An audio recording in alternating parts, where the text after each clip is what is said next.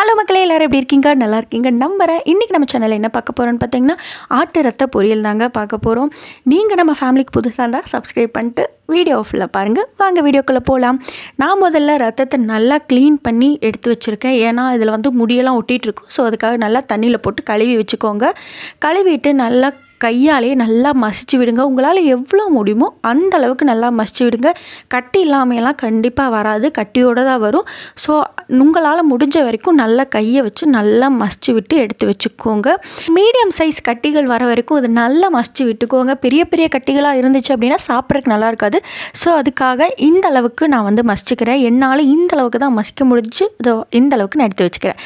இப்போ கடாய் வச்சுட்டு ஆயில் சேர்த்துக்கலாம். அதில் கொஞ்சமாக நான் சோம்பு சேர்த்துக்க போகிறேன். சோம்பு நல்லா மணமாக இருக்கும். ஸோ அதுக்காக சோம்பு சேர்த்துக்கிறேன். சோம்பு சேர்த்துட்டு இதில் குட்டி குட்டியாக நறுக்கி வச்சுருந்த 2 பச்சை மிளகாயை சேர்த்துக்கிறேன். சேர்த்துட்டு கூடவே ஒரு கொத்து கருவேப்பிலையை நான் போட்டுக்கிறேன். போட்டுட்டு இதெல்லாம் நல்லா பொரிஞ்சு வந்ததுக்கப்புறம் பார்த்திங்கன்னா நான் இது கூடவே நீள்வாக்கில் வெட்டி வச்சுருக்கிறேன் வெங்காயத்தை சேர்த்துக்கிறேன். நம்ம இதுக்கு அதிகமாக எந்த பொருளுமே சேர்க்க போகிறதில்ல. ஆனால் டேஸ்ட் சூப்பராக இருக்கும். இந்த மாதிரி ஒரு தடவையாச்சும் ட்ரை பண்ணி பாருங்கள். வெங்காயத்துக்கு தேவையான உப்பு போட்டுட்டு நல்லா டக் டக் டக் டக்குன்னு கலந்து விட்டுருங்க. கலந்து விட்டதுக்கப்புறம் இஞ்சி பூண்டை நல்லா கொட்டி வச்சுருக்கேன். அதையும் இந்த ஸ்டேஜில் சேர்த்துக்கிறேன். நம்ம இஞ்சி பூண்டு போட்டதுக்கப்புறம் அடி பிடிக்கும். ஸோ அதை பார்த்து கிளறி விட்டுக்கோங்க. நல்லா வெங்காயம் வெந்து வந்ததுக்கப்புறம் நம்ம டேரெக்டாகவே நம்ம மசிச்சு வச்சுருக்க ரத்தத்தை சேர்த்துக்கோங்க. இதுக்கு தக்காளியெல்லாம் தேவையில்ல. ஏன்னா தக்காளி போட்டால் ஒரு மாதிரி புளிப்பு சுவை வந்துடும். ஸோ அதுக்காக தக்காளியெல்லாம் ஆட் பண்ணாமல் டேரெக்டாக வெங்காயத்துக்கு அப்புறமே ரத்தத்தை போட்டுருங்க. போட்டுட்டு நம்ம ஒரு ஸ்மெல் அடிக்கும் இல்லையா அந்த ரத்தத்தில், ஸோ அது போடுறதுக்காக மஞ்சள் தூள் போட்டுக்கோங்க. அதுக்கப்புறம் கொஞ்சம் போல் ஒரு பிஞ்ச் தான் நான் போடுறேன். ஒரு பிஞ்ச் மிளகாய் தூள் போட்டுட்டு அது கூடவே பார்த்திங்கன்னா கொத்தமல்லி தூள் சேர்த்துக்கோங்க.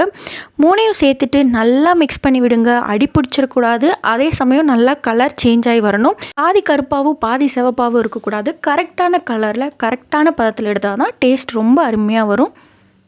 இந்த ஸ்டேஜில் நம்ம ரத்தத்துக்கு தேவையான அளவு உப்பு போட்டுக்க போகிறோம். நம்ம ஆல்ரெடி வெங்காயத்தில் போட்டிருக்கோம். ஸோ பார்த்துட்டு போட்டுக்கோங்க. போட்டுட்டு நல்லா டக் டக் டக்னு கலந்து விட்டுருக்கோங்க. பாருங்க, ஓரளவுக்கு கலர் சேஞ்ச் ஆகி வந்துருச்சு. இப்போ நம்ம தொடர்ந்து கைவிட்டாமல் கலந்துகிட்டே இருக்கணும். ஏன்னா அடி பிடிக்கும்.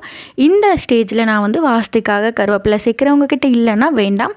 போட்டுட்டு நல்லா மிக்ஸ் பண்ணி விட்டுட்டே இருங்க. அடியில் அடி பிடிக்காமல் இருக்கிறதுக்காக கலந்து விட்டுட்டு பாருங்கள், கலர் சேஞ்ச் ஆகி எல்லாமே ஓரளவுக்கு பிளாக்காக வந்துருச்சு. இப்போ நம்ம மெயின் இன்க்ரீடியண்ட்டை சேர்க்க போகிறோம். இதுதான் டேஸ்ட்டை வேறு லெவலுக்கு எடுத்துகிட்டு போகும். முதல்ல ஒரு தவா வச்சுட்டு அதில் 2 முட்டையை நான் இப்போ உடச்சி ஊற்றுறேன். நீங்கள் தவாவில் ஆயில் வேணும்னா சேர்த்துக்கலாம். எனக்கு ஆயில் தேவைப்படலை. அதே சமயம் நான் ஆயில் ஜாஸ்தியாக இருக்குமே அப்படின்னு ஃபீல் பண்ணனால நான் இந்த ஸ்டேஜில் ஆயில் சேர்த்துக்கலாம். 2 முட்டையை உடச்சி ஊற்றிட்டு அதுக்கு தேவையான அளவு உப்பு, அதுக்கப்புறம் கொஞ்சோண்டு மிளகுத்தூள் சேர்த்துக்க போகிறேன். சேர்த்துட்டு இதை நல்லா மிக்ஸ் பண்ணி விட்டு பெரிய பெரிய துண்டுகளாக வர வரைக்கும் நல்லா வறுத்து எடுத்துக்கோங்க.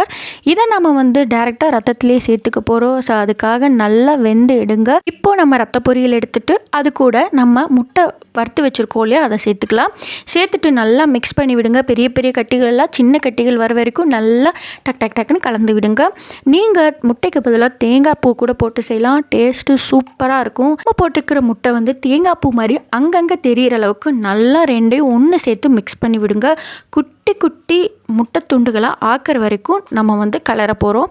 கலந்துட்டு நல்லா ஒரு 2 மினிட்ஸ் இந்த சூட்லேயே இருக்க விடுங்க.